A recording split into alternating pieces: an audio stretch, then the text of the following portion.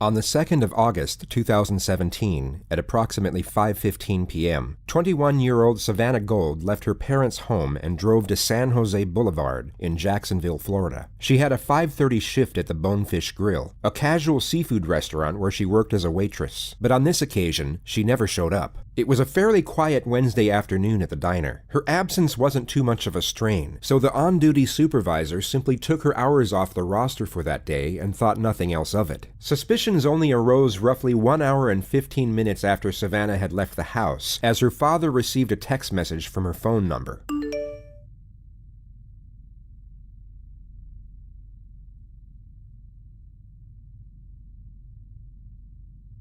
Savannah's older brother also received a text 43 seconds later.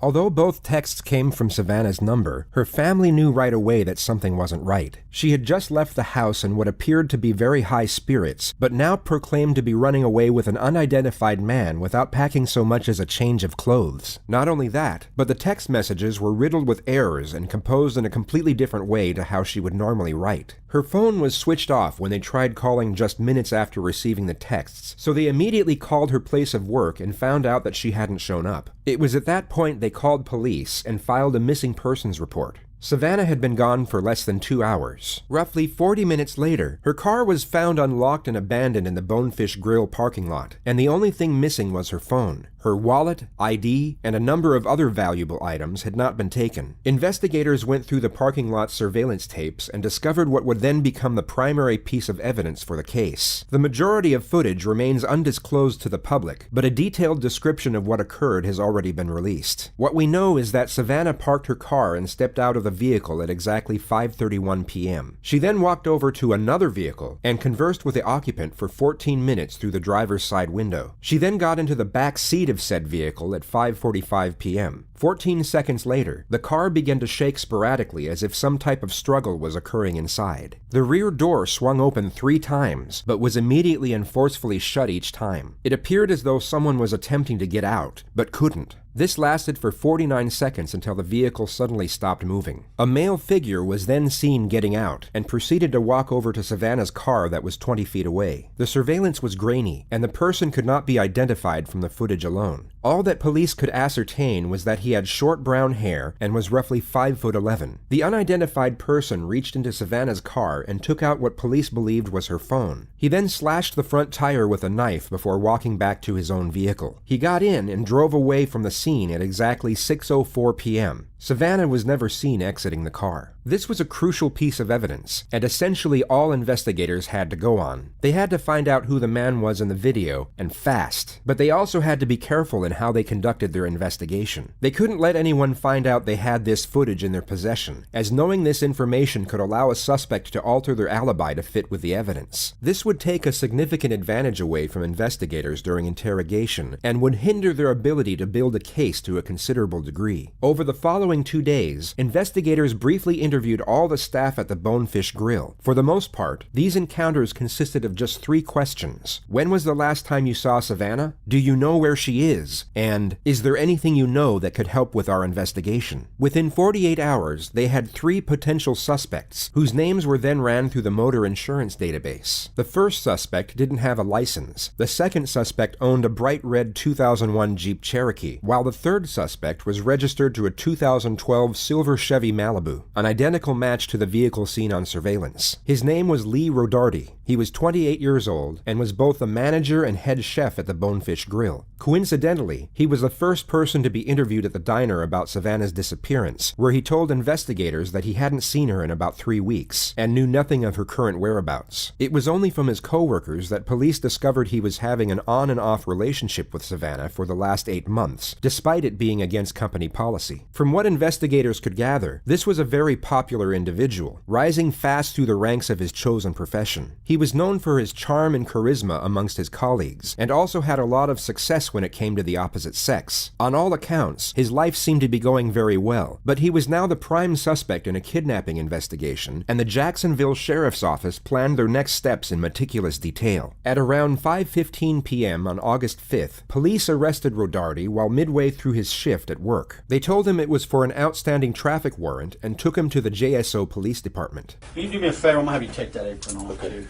just to kind of get it right there. I'll set it right here. You can go ahead and have a seat for me real quick. I'll be right back, okay? Yes, sir.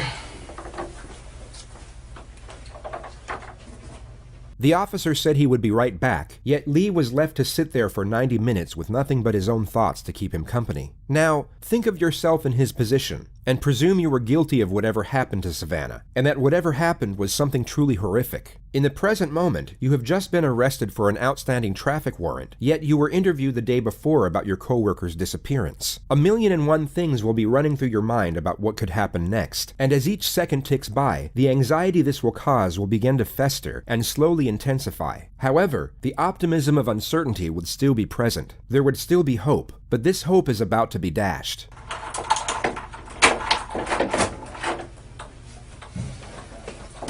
The sound of the door opening would have been a pleasant relief from the monotonous cycle of Rodarte's own thoughts, yet this brief moment of alleviation would have instantly converted to shock as Detective Ray Reeves walked through the door, the same investigator who had interviewed him about Savannah the day prior. Hey, man. How you doing? Good, good. You remember me from the other day, Detective Reeves? Okay. It would have been at this moment that Lee realized his situation was far more severe than he was hoping. The relative optimism he would have felt during the initial 90 minutes on his own will now be gone, which in turn will greatly magnify the contrasting sense of fear he will now be experiencing. This is my partner, Detective Staley.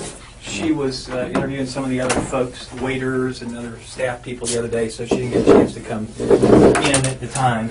I wanted to talk to you, or actually we wanted to. You want some more water? Please. Actually, would it be all right to use the restroom one more time? Yeah. Come on. You bet. I'll walk out there.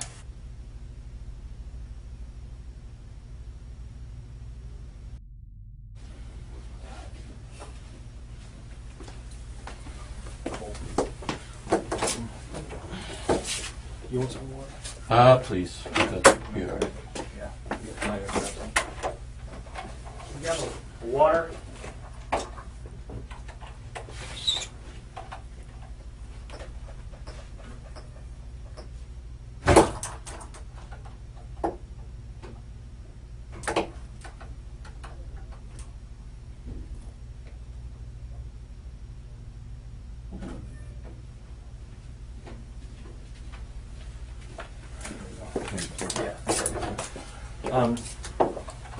Like I said, I want to kind of go over some stuff. I know we talked the other day just for a few minutes and had some concerns about a couple things. And, oh, okay. Well, there we go. Anybody else wants to talk? There we go. I wanted to talk to you about Savannah. So I just had a couple of things that came up that I wanted to ask you about specifically that didn't seem to line up. So I wanted to come down and talk to you. Okay? Yeah. All right. Have you drank any alcohol today? Any drugs today? I took an Adderall that my buddy gave me. Okay. Because I was there so late last night. I came in and was super tired. Like, here, take this. Okay. Adderall? Yeah. And do you normally take that? No, I've taken one a long time ago. Like, okay. I wouldn't say high school, a little bit after high school, but it's been years. Okay. Yeah. Perfect. I appreciate that. Okay. All right.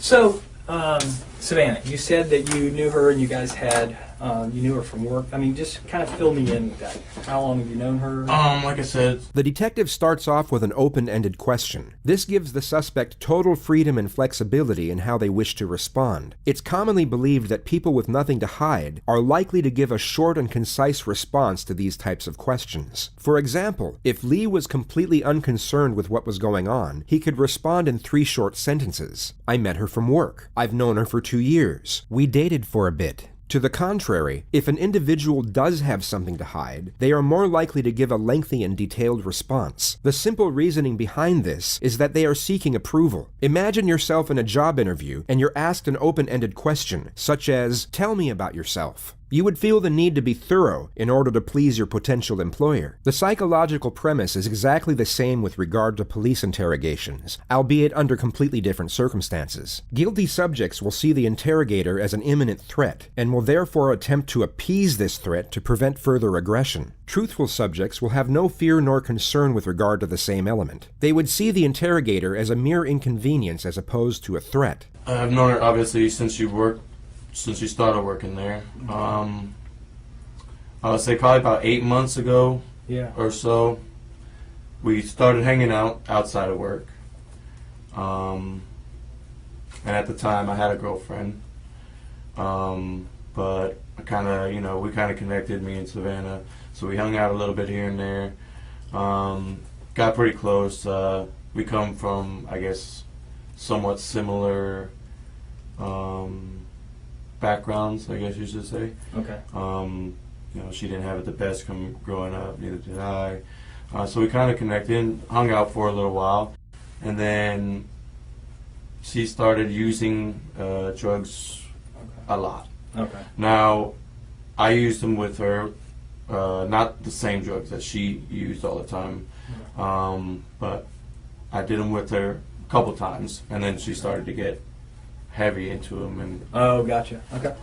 so I kind of just tried to take a step back and, put things off. Probably a month or so ago, I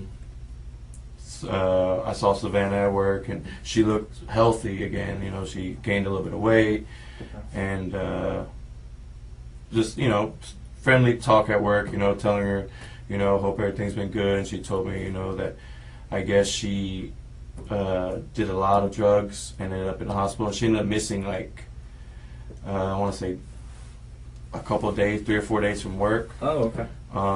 So obviously, me being pretty close to her, I was concerned and everything. But after she came back, she looked good. And she ended up telling me that, I guess, over those 4 days, she detoxed pretty well, and she kind of caught a, new sense into why she shouldn't do drugs so much. Okay. And like I said, she looked good. She started looking healthy. So we kind of were talking, here and there. We hung out a couple times. She came over to the house, and we just kicked back, drink a couple beers, watch movies, stuff like that. Like I said, we did, we took some pain pills here and there on occasion. But then she started bringing heroin over and stuff like that. And that's my mom was addicted to methamphetamines when I was younger. So those hard drugs just kind of scare me a little bit. So that's why I took a step back the first time. I ended up telling her, I was like, hey, for one, I'm dealing with a lot of personal stuff myself right now as it is. I'm a little depressed. But I think we're moving too fast. I think we should, stop talking. Okay. And she said, I understand, it's completely fine, no problem, She said, I'll delete your number, I'll never text you again. And that was the last time that we text. Okay. When was that? When was that? It was probably 2 or 3 weeks ago, Okay. sometime in July. Right. Yeah, and I think that's one of the things you said was that was the last time that you had contact with her. Yes. As far as, I don't want to put words in your mouth, so I mean you correct me. That was the last time that I texted her. Yeah, text or a phone call or a messenger Yeah. or anything like that. 2 to 3 weeks ago. Yeah. Okay. And then the last time, when was the last time you saw her? This is what I was a bit. I didn't tell you the truth when we talked up on Fish. Okay. Lee doesn't know the extent of the evidence, but he knows the investigators have something, and he now has no choice but to amend his alibi to some degree and give some form of admission. This allows the investigators to get one step closer to a confession, while also keeping the capacity of the evidence hidden until a more critical moment. Last time I saw her was Wednesday afternoon. Okay. I heard that she has been basically telling a lot of people at work that we hooked up a bunch, a couple days before that, and that she was going to tell about the whole situation, and try to get me fired. And Why would that get you fired? I don't I'm a manager and she's an employee. So okay, so you guys aren't supposed to fraternize? Yeah. Okay, I got you. And she just told people, I guess, that she was out with that work at the restaurant that we were having sex. Okay. I pulled in the parking lot. She pulled in a little bit after me. I parked, and I said, hey, can I talk to you for a second? And she said, yeah, what's up? And I was like, I heard you've been saying some things about me and you continuing to hang out, and that we're boyfriend and girlfriend. And she asked me, she said, can I come sit in the car because I just did some heroin and I'm a little paranoid. Heroin doesn't make you feel paranoid. It makes you extremely relaxed and oblivious to your surroundings. Some might argue that heroin can cause paranoia depending on the user, yet Savannah was driving moments earlier and was about to start a shift at work. If she was using, she most certainly wasn't the type to get paranoid. Okay. I said, why are you doing that? You're doing really well. You shouldn't have been doing that. Okay. And so she came and sat in the car, and I explained to her the situation. I told her that servers at Bonefish were coming to me and telling me that you're telling people when you're out that we're still having sex and we're boyfriend and girlfriend. And I said, I would appreciate, I need you to stop, because for one, it's jeopardizing my job. We agreed to, split, stop talking mutually and just move on, and, be cordial or whatever. But it was nothing more than that. And she said, fuck you, you're a piece of shit. And I said, she said she's going to keep telling lies and stuff about me and everything like that. And at that point, Lee has just tried to cover his tracks as much as possible without giving away anything incriminating. He may have thought a witness saw him at the scene with Savannah and was most likely hoping the verbal argument was the extent of what was seen. He therefore gives away this detail in an attempt to come across as truthful. Yet as we know, the investigators have proof that Savannah never got out of the car, and he's about to lock himself into his second lie, which is exactly what the detectives want. She had her phone in her hand, she got out of the car and walked towards the main entrance from San Jose. So like if So this is like I wouldn't say she was walking along the edge of the plaza, but she was walking maybe towards this way. And I would say an older model Ford pickup, green, drove past me and around, and she got in. Okay. The suspect has now thrown away his best possible defense, which would have been that he drove away from the parking lot with Savannah, and that she got out at another destination where they then parted ways. If he had known about the surveillance footage, this would have no doubt been his revised narrative, but it's no longer possible due to this fabrication. This is now his stated alibi under caution, and any amendments that he might try to make at a later stage will have no credibility whatsoever. So she gets out of the backseat and begins walking in the direction of, not necessarily paralleling San Jose, but she's walking towards 295 or down towards that entrance area. Yeah.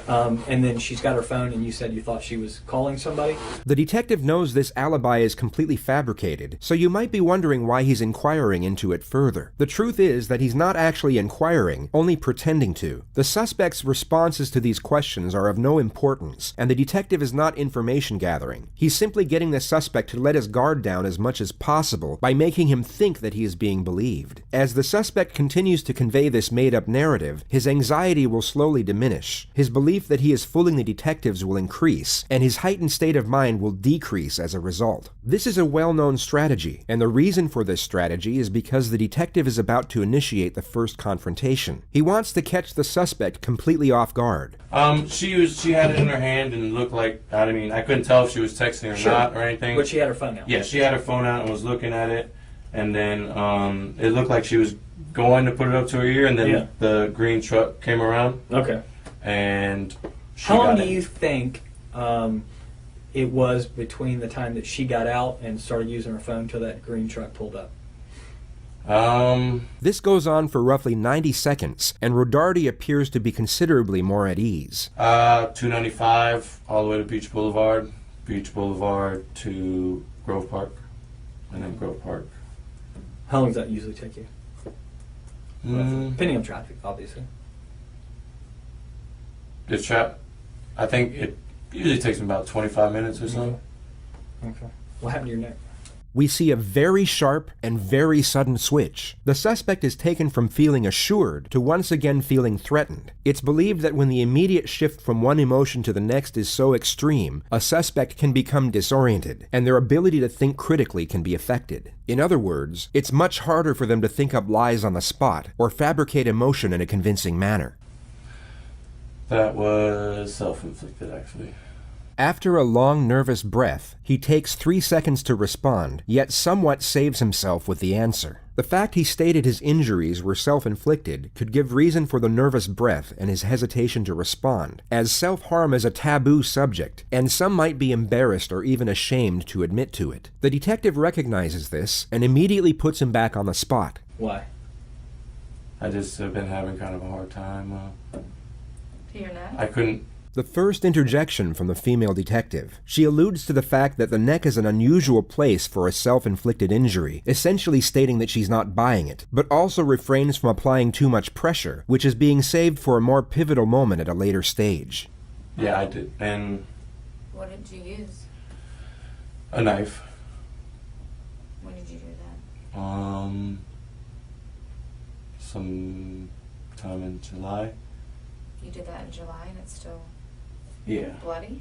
Well, I kind of peel the scab here and there at work, hitting it on stuff like that. I peeled it last night working. Probably not the best advertisement for the Bonefish Grill if their head chefs are peeling their scabs off at work. But then again, the wounds are more than likely a fresh injury from his struggle with Savannah, and they hadn't been peeled off at all. And it was coming off a little bit today, so I peeled that a little bit. All right, let me see. But this and this was the same night. This one was just a lot worse Yeah. than this one was. Okay. And that was in July? Yeah. Okay. Like a few weeks back? Yeah. Okay. When she's in the car, what does she say to you about what her plans are? So she's scheduled to work that night. Mhm. So she's going to work? She didn't talk about, I mean, I assumed she was going to work. Mm-hmm. She was in her uniform. But she didn't say, when she got out the car, she didn't say anything after she got out of the car. They further reinforce his confidence by going back to his narrative of the truck and allow him to convey the story in more meticulous detail. They are once again giving him a false sense of security, only to use it against him at the opportune moment. When she gets in that truck, let's be honest, we won't even call her she, Savannah, okay? Savannah, again with this picture, if we're using it in the same place, from where your drawing was, they drove over here. You're here, and they drive out over here. Do they stop? Does she get out and go into work? Does the truck keep going? I didn't see once they turned the corner past the ATM. Mm-hmm. Once she got in and they left, I left. You because left. I just... Did you run into them on the road anywhere? No. Okay. Did she call you later on or text you later on? Savannah, no. Mm-hmm. No other contact with her? No. So where's Savannah right now? I don't know. Where would I find her? I don't know. This is a far more aggressive confrontation. It's essentially an accusation that the suspect is involved in Savannah's disappearance. Innocent subjects will usually reciprocate this aggression and respond to this type of question with a question of their own, such as, "Why are you asking me that?" Or, "What are you trying to say?" They would openly recognize and refute the allegation, most often in a forceful manner. Lee had no emotional response whatsoever, nor an ounce of shock. He answered the question with a composed demeanor, almost as if he knew it was coming. It lets the detectives know he was anticipating some type of blunt confrontation. That's my prime objective, is to find her. Definitely. I think time's running out on her. I want to find this girl. I need to find her. I understand. And here's a couple reasons I need to find her. One is I'm hoping that she's still alive. And that's really, I really do, I'm holding out for that. And if she's not alive, then I think she and her family are due that knowledge. I think I think they need some closure, because I think the reality is if somebody's dead somewhere, a parent would want to know. I think do you have kids? No. Okay, so one day when you have kids, the uncertainty is whatever kind of a person she is, and I'm not about to say what kind of a person she is, because I'm not making any judgments. I'm saying that this human being is, if she's alive, then I want to find her. I need to make sure she's okay, because several days now she hasn't been around. Things happen to the human body, and people can't stand a lot of things that can transpire.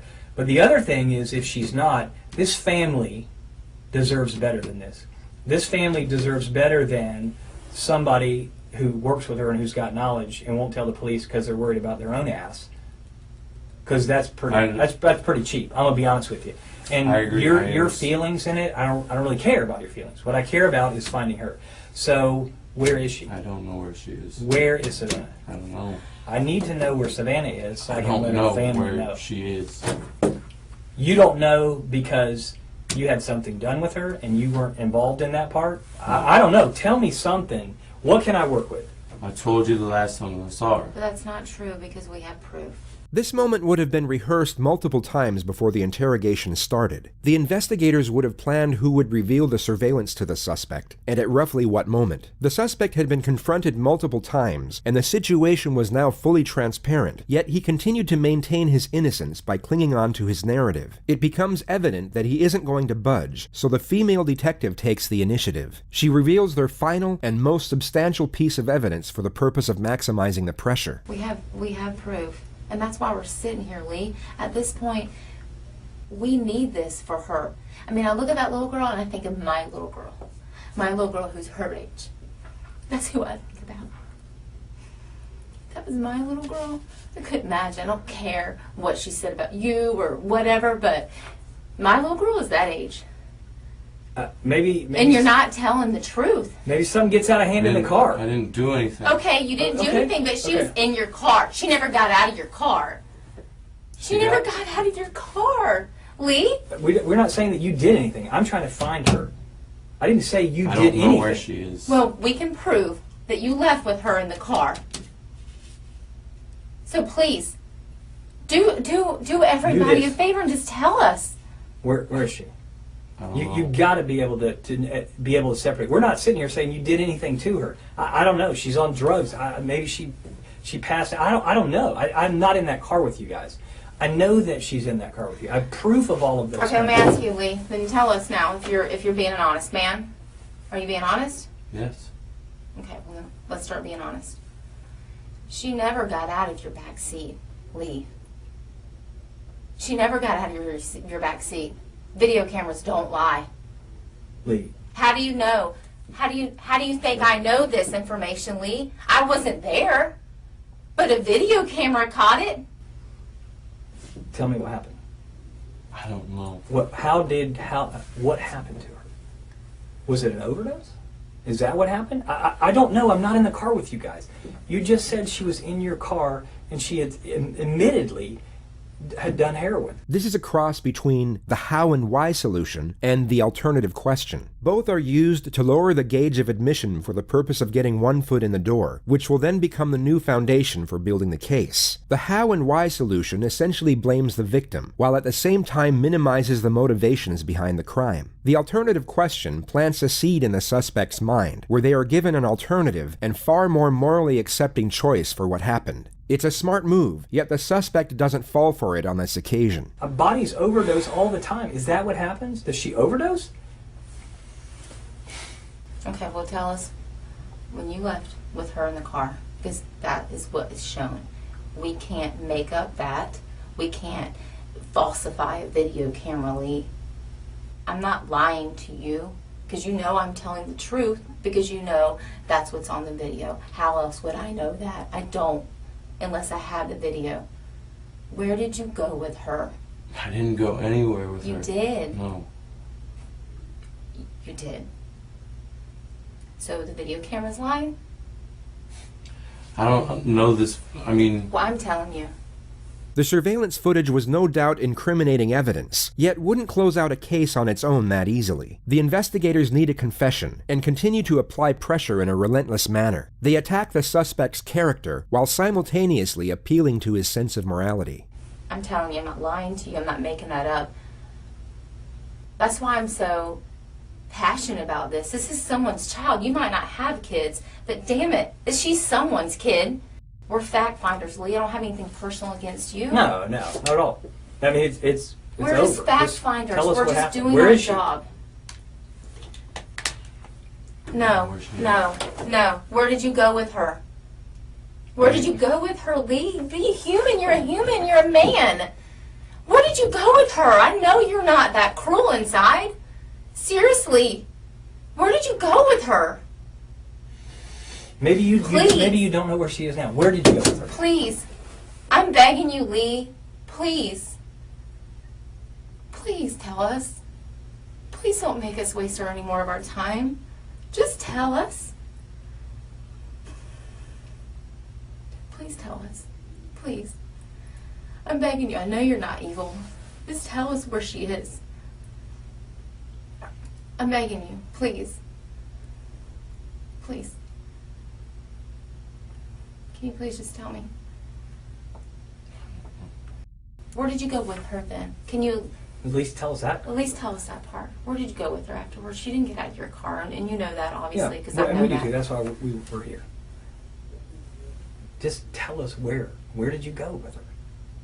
Tell us that. At least point us in that direction. I owe her family. We've been. No one's. We're not saying anything that you intentionally did anything. Just tell us where you went. When y'all left out of there, you went down Clare Lane, you made a left on San Jose about to 295, and you get up on 295. Okay. Where else did you go before you went home? I mean, I know you eventually went home, I but didn't go anywhere. I went straight home. okay. So what did y'all do when you got home? Savannah was with you. She was with you. And that's okay at that point, but I need to know where did she go from there? Is she still at your house? No. Okay. Is she still in your car? No. Okay. Well, then where is she?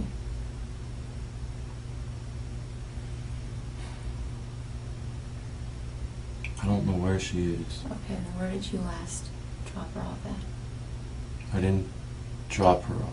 Okay, well then tell me. What happened? Where'd you guys go? We went to my house. This is a breakthrough. The investigators have got Lee to amend his story once more by lowering the level of admission, and this shows that he can still be influenced. As stated earlier, they were trying to get one foot in the door, which they have now done, and this is their new platform to build on the more damnatory elements. We did some jokes, Okay.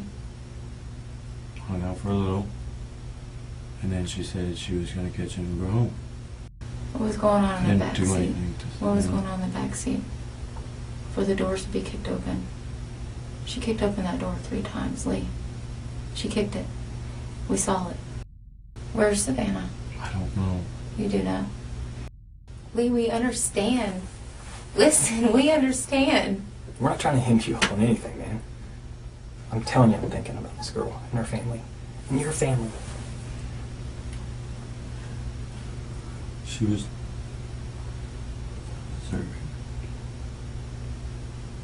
Please tell me where to go find her.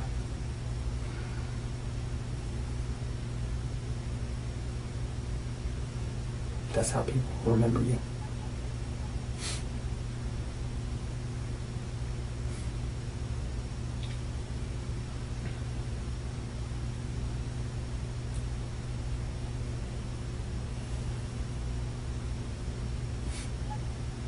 The released footage of the interrogation tape cuts off at this exact moment. The state's attorney has been contacted by multiple sources to release the next segment, but has so far refused to do so. All we know is that Lee Rodarte admitted to killing Savannah Gold. The only information that is currently released is that he proclaimed to have killed Savannah by breaking her neck. He then took her back to his house where he burned her body in a self-made fire pit and then dumped her in a lake at the dead end of a secluded road. Savannah had injuries to over 75% of her body. The medical examiner was unable to pinpoint the exact cause of death. The only conclusion was that it was a violent homicide.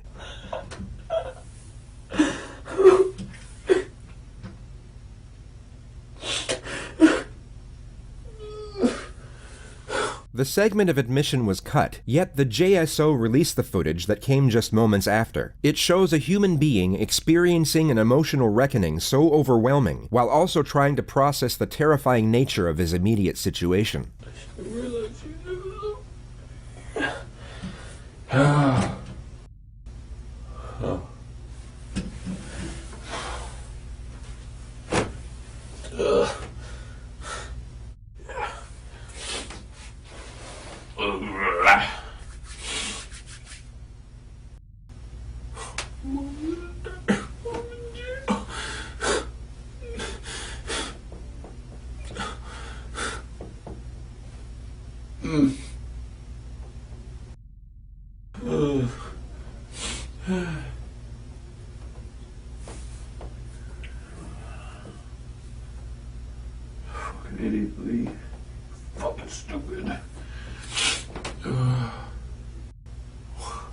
here.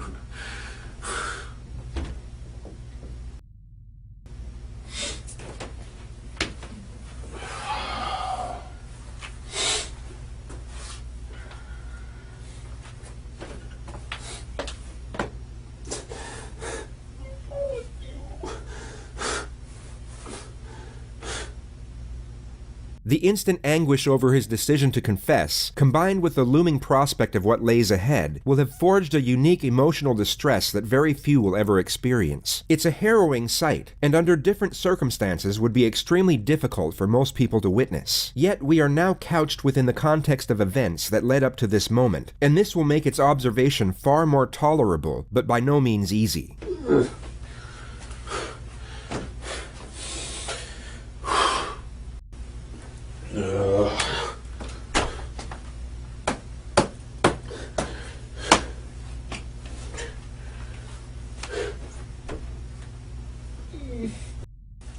It's so stupid. Oh, fucking.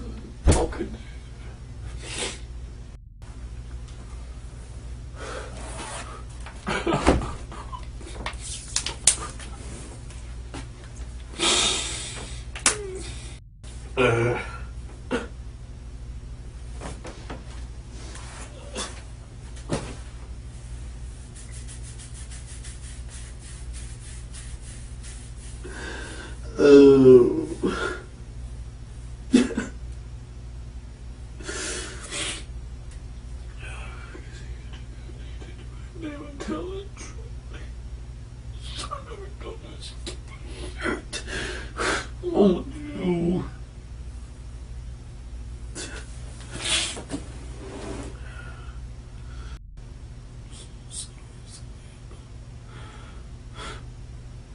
So sorry.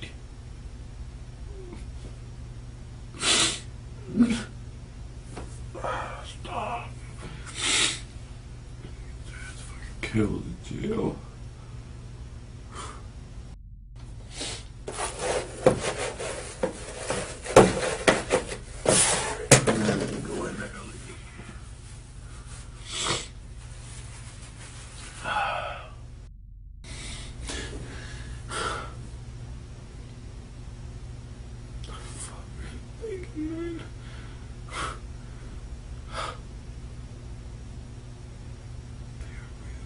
Shit. I'm nice to you. For somebody who was a bitch to you. Does that make any sense? It's time to get to wear a chef coat.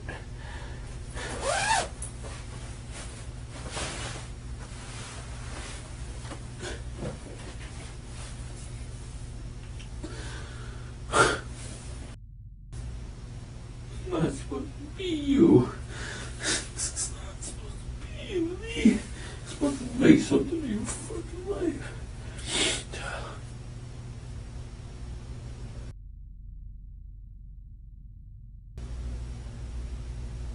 Everything. Going places, man.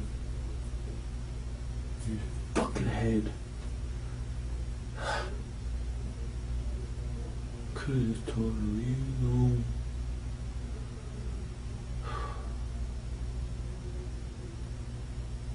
Lee was remanded into custody and taken to the Duval County Jail where he was denied bond. In spite of the overwhelming evidence against him and the prospect of life in prison without the possibility of parole, he pled not guilty and claimed that Savannah's killing was an act of self-defense, even though he stands at 5'11", weighing 163 pounds, while Savannah was just 5 feet tall and weighed 91 pounds. He claimed that he was in fear of his life after she slapped him multiple times in the face, at which point he grabbed her neck, felt a pop, and realized he had accidentally broke it, resulting in her death. The state's attorney's office had no comment on this motion. All they have stated is that this trial is expected to commence during the summer of 2020.